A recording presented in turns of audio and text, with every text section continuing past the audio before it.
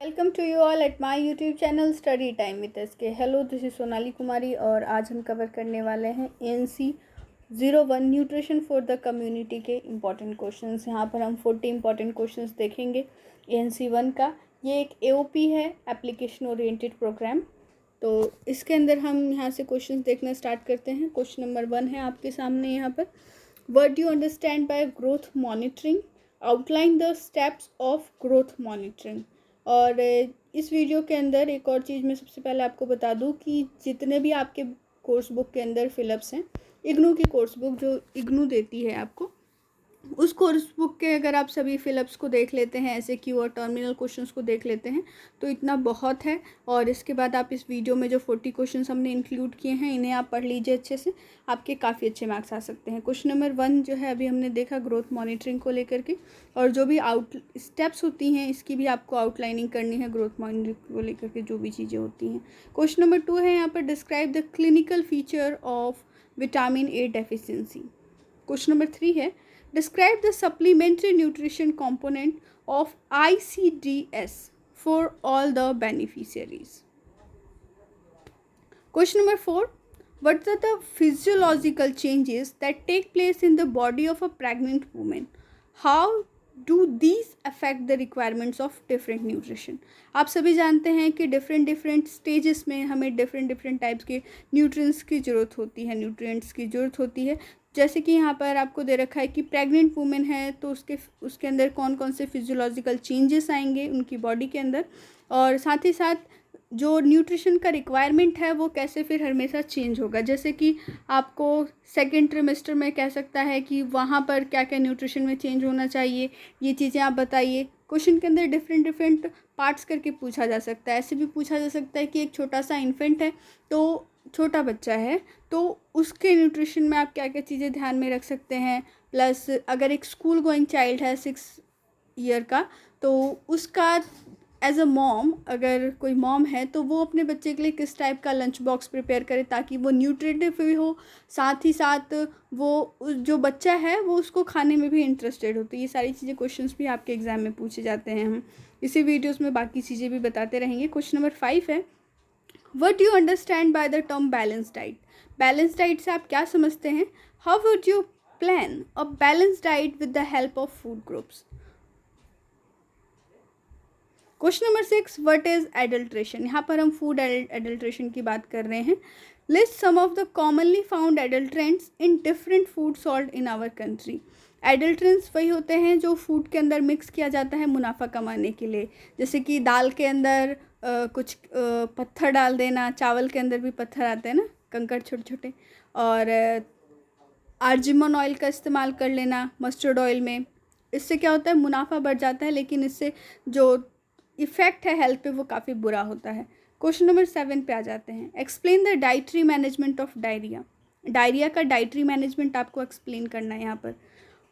Question number 8 है, what dietary modifications would you suggest for diabetics? जिन्हें diabetic है उन्हें आप कौन सी डाइटरी मॉडिफिकेशन सजेस्ट करेंगे? Question number 9, list veg by which nutrient losses can be prevented और minimise during food preparation. कौन से ऐसे तरीके हैं जिससे आप न्यूट्रिएंट लॉस को कम कर सकते हैं, मिनिमाइज कर सकते हैं फूड प्रिपरेशन के दौरान।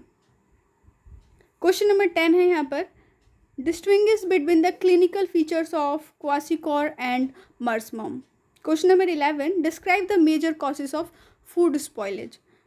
फूड स्पॉइलेज के क्या मेजर कॉजेस होते हैं, इसे आपको डिस्क्राइब करना है यहाँ पर। क्वेश्चन नंबर 12 है, what dietary modifications would you suggest for obesity?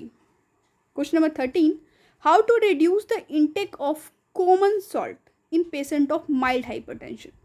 अगर किसी को माइल्ड हाइपरटेंशन है तो आप उसे क्या सजेस्ट करेंगे, किस तरीके से इंटेक ऑफ कॉमन सॉल्ट को आप कम कर सकते हैं माइल्ड हाइपरटेंशन के पेशेंट में। एक और चीज़ कि अगर किसी को हाइपरटेंशन है तो आप उसके फूड में किस तरीके के मॉडिफिकेशंस करेंगे, इस टाइप का क्वेश्चन भी पूछा जाता है। क्वेश्चन नंबर 14 है, discuss the factors influencing the food budget of a family. कौन कौन से वो फैक्टर हैं जो एक फैमिली के फूड बजट को इन्फ्लुएंस करते हैं, इसके बारे में आपको बताना है। और ये जो क्वेश्चन है वो 10 मार्क्स में पूछा जा चुका है, यानी कि आप इसके लिए 12 पॉइंट तो कम से कम प्रिपेयर कर ही लीजिए, और कोशिश कीजिएगा कि आप आंसर जो हैं वो पॉइंट्स में दें। क्वेश्चन नंबर 15 है, give the nutrient content of the meal provided to children under the mid day meal programme. आगे बढ़ जाते हैं क्वेश्चन नंबर 16 की तरफ। Briefly explain the components of integrated child development services ICDS programme. आपको यहाँ पर इसके डिफरेंट कंपोनेंट्स को एक्सप्लेन करना है ब्रीफली। एक और चीज़ की कई बार पूछा जाता है कि इसके बेनिफिशियरीज कौन है, तो ये भी आप एक्सप्लेन कर सकते हैं। और ये दोनों टाइप के जो क्वेश्चंस हैं वो 5 मार्क्स में पूछे जाते हैं। Question number 17, briefly explain the principles of food preservation. Food preservation के जो प्रिंसिपल्स हैं उन्हें आपको एक्सप्लेन करना है यहाँ पर। एक और चीज़ की फूड प्रिजर्वेशन के बहुत सारे मेथड होते हैं, जैसे कि ड्राई कर लेना, excess use of salt and sugar, oil का यूज़ कर लेना, तो इसे भी एक्सप्लेन करने के लिए पूछा जाता है। तो आप इन सभी चीज़ों को भी ध्यान में रखेंगे। क्वेश्चन नंबर 18 है यहाँ पर, explain objectives, target group and distribution strategy for the national anaemia control programme. National anaemia control programme जो हमारे देश में भी चल रहा है, इसके ऑब्जेक्टिव, टारगेट ग्रुप और डिस्ट्रीब्यूशन स्ट्रेटजी को यहाँ पर आपको एक्सप्लेन करना है। ये पूरे 10 मार्क्स का क्वेश्चन है। क्वेश्चन नंबर 19 है, discuss any 2 methods in detail that are used to enhance the nutritive value of food. 2 method बताने हैं जिससे फूड का जो न्यूट्रिटिव वैल्यू है वो इन्हेंस हो सके, बढ़ सके, और एग्जाम्पल के साथ। एक तो मेथड है कि आप स्प्राउटिंग करा दीजिए, इससे भी न्यूट्रिटिव वैल्यू जो है वो बढ़ जाती है। आगे बढ़ जाएं क्वेश्चन नंबर 12 की तरफ। 20 है यहाँ पर, describe the clinical feature of xerophthalmia. Xerophthalmia के क्लिनिकल फीचर्स के बारे में यहाँ पर आपको डिस्क्राइब करना है। 5 मार्क्स का क्वेश्चन है। क्वेश्चन नंबर 21 है, enumerate the risk factors for obesity. Obesity के रिस्क फैक्टर्स को आपको यहाँ पर लिस्ट करना है। 5 वो लिस्ट फैक्टर्स जो होंगे उन्हें आपको यहाँ पर लिखना पड़ेगा। Discuss the major risk factors of pregnancy. Question number 23 है, discuss the major risk factors of health disease. ये तीनों क्वेश्चंस ऐसे हैं जो रिस्क फैक्टर्स को लेकर के आते हैं, इसीलिए हमने इन तीनों को एक ही जगह लिखने की कोशिश की यहाँ पर आपके लिए। क्वेश्चन नंबर 24 है, what do you understand by a cycle menu. Cycle menu से आप क्या समझते हैं। Enumerate the advantages of using a cycle menu in food preparation for a hostel. Question number 25, explain the digestion, absorption and utilization of protein in our body. एक और question बन सकता है, explain the digestion, absorption and utilization of fats in our body. और एक और जो question बन सकता है वो कार्बोहाइड्रेट को लेकर के बन सकता है कि कार्बोहाइड्रेट का डाइजेशन, एब्जॉर्प्शन और यूटिलाइजेशन किस तरीके से होता है हमारी बॉडी के अंदर, इसे आप एक्सप्लेन कीजिए। ये 5 to 8 मार्क्स में पूछा जाने वाला क्वेश्चन है। यहाँ पर हम मार्क्स आपको इसलिए बता रहे हैं ताकि आप उस हिसाब से उस क्वेश्चन की प्रिपरेशन कर पाएँ। आप वर्ड्स देख सकें कि कितने वर्ड में आपको इसका आंसर देना चाहिए और जो आपका आंसर है वो टू द पॉइंट हो। क्वेश्चन नंबर 26 है यहाँ पर, list the functions of sodium, potassium and chloride in our body. और भी कार्बोहाइड्रेट्स, आयरन, कैल्शियम, इन सब के लिए भी पूछा जा सकता है कि इनके क्या फंक्शंस होते हैं हमारी बॉडी में, इसे आप लिस्ट कीजिए। क्वेश्चन नंबर 27 है, describe the important physiological changes which take place during ageing. Ageing के दौरान जो भी फिजियोलॉजिकल चेंजेस होते हैं उसे आप डिस्क्राइब कीजिए। What dietary measures would you adopt to meet the needs of an elderly?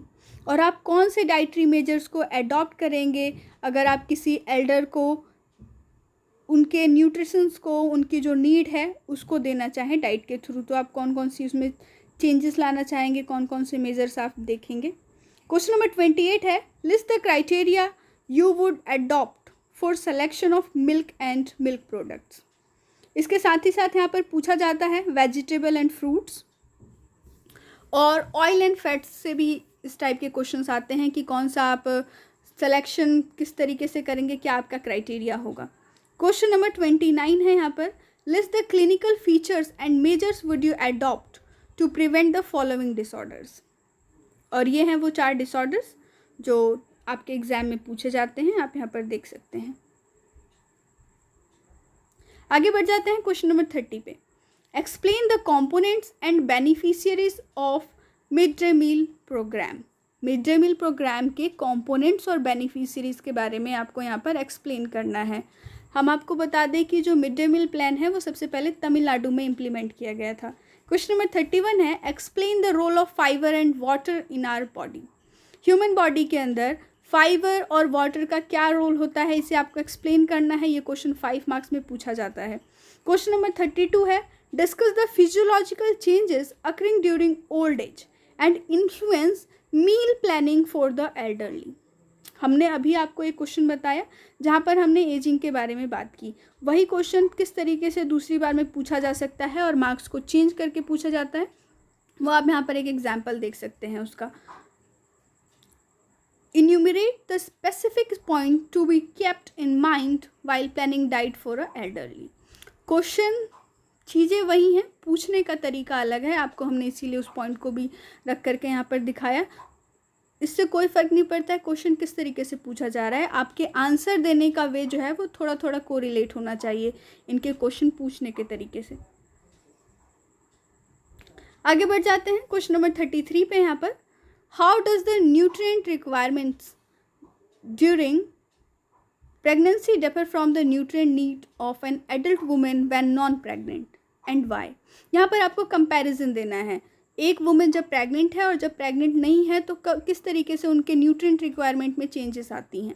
फिर comment giving the nutrient need during pregnancy and the points you will keep in mind while planning a diet for a pregnant woman। Question number 34 है, enlist the records you will maintain in a food service unit। Question number 35, discuss the physical, mental and social dimension of health। Health के ये सभी dimensions होते हैं, physical, mental और social. तो इन तीनों dimensions को आपको सबसे पहले यहाँ पर डिस्क्राइब करना है।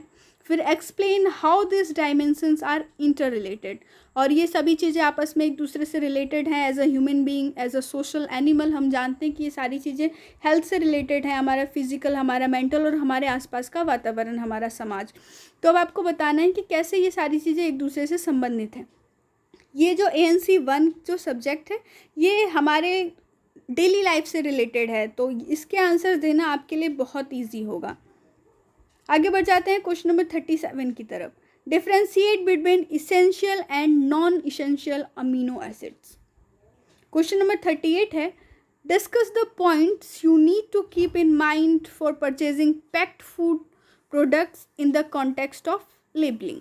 जब भी आप पैक्ड फूड कोई ख़रीदने जाते हैं तो कौन कौन सी चीज़ें आपको अपने माइंड में रखनी चाहिए, ये चीज़ इस क्वेश्चन में पूछी गई है। एक और चीज़ जो एक क्वेश्चन में आया था, एक बार पूछा गया था, मैं आपको बता देती हूँ, वो है रेफ्रिजरेटर को लेकर के कि आपका जो रेफ्रिजरेटर है, फ्रिज जो है जिसे हम आमतौर पे फ्रिज कहते हैं, वो सही तरीके से वर्क कर रहा है या नहीं कर रहा है, ये आप किस तरीके से पता लगाएंगे, इसके लिए भी 5 मार्क्स का ये क्वेश्चन है। तो वहाँ पर भी आपको 5 to 7 पॉइंट्स बताने हैं उस क्वेश्चन के अंदर। क्वेश्चन नंबर 39 है यहाँ पर, राइट शॉर्ट नोट्स। यहाँ पर आपको शॉर्ट नोट्स लिखने हैं और ये वो पॉइंट्स हैं जो अमूमन क्वेश्चन के तौर पे भी पूछे जाते हैं। आप एक बार देख लीजिए इन पॉइंट्स को, आप स्क्रीनशॉट लेकर के भी रख सकते हैं ताकि आप जब प्रिपरेशन करें तो इन पॉइंट्स को काफ़ी ध्यान से कवर कर लें।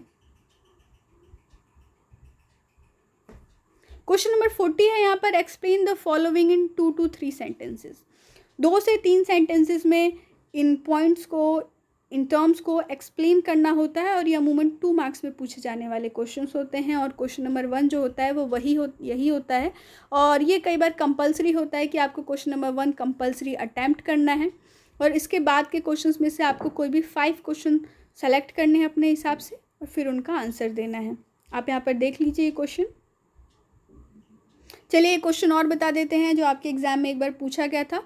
वो था कि जब आप अपने घर के लिए शुगर, जैजरी और स्वीटनर एजेंट कोई ख़रीदने जाते हैं तो आप कौन सी चीज़ें ध्यान रखेंगे। जैजरी यानी कि गुड़, चीनी और कुछ भी जो स्वीटनिंग एजेंट होता है जो मिठास के लिए हम खरीदते हैं। तो जब आप ये चीज़ें खरीदेंगे तो क्या चीज़ ध्यान में रखेंगे। प्लस सीरियल्स और ग्रेन अगर आप खरीद रहे हैं, अगर दाल और कुछ अनाज खरीद रहे हैं तो फिर किस तरीके का चीज़ों को अपने माइंड में रखेंगे। इस टाइप के क्वेश्चंस भी पूछे जाते हैं। तो ANC 1 में कुल मिला के वही सारी चीज़ें हैं जो हम अपने डेली लाइफ में देखते हैं, एक्सपीरियंस करते हैं, बस आपको उसे एक अच्छे वे में लिख देना है। यही है ANC 1, यानी कि अपनी कम्युनिटी के लिए न्यूट्रिशन प्लान करना। तो ये वीडियो आपको कैसा लगा हमें कमेंट करके बताइए। अगर आपको किसी भी कोर्स में इग्नू के कोई प्रॉब्लम है, कोई क्वेरी है, तो आप हमें कमेंट करके पूछ सकते हैं। हम आपकी क्वेरी को उसी वक्त निपटाने की कोशिश करते हैं, आपको आपका जवाब देने की कोशिश करते हैं। और ये वीडियो आपको कैसा लगा, इस वीडियो को लाइक कीजिएगा। अगर अभी तक आप हमने हमारे चैनल को सब्सक्राइब नहीं किया है तो चैनल को सब्सक्राइब कर लीजिए, हिट कीजिए बेल का आइकन, ताकि आपको हमारे चैनल के रिगार्डिंग सारे नोटिफिकेशंस ऑन टाइम मिलते रहें। तब तक ले स्टे ट्यून। जय हिंद, जय भारत।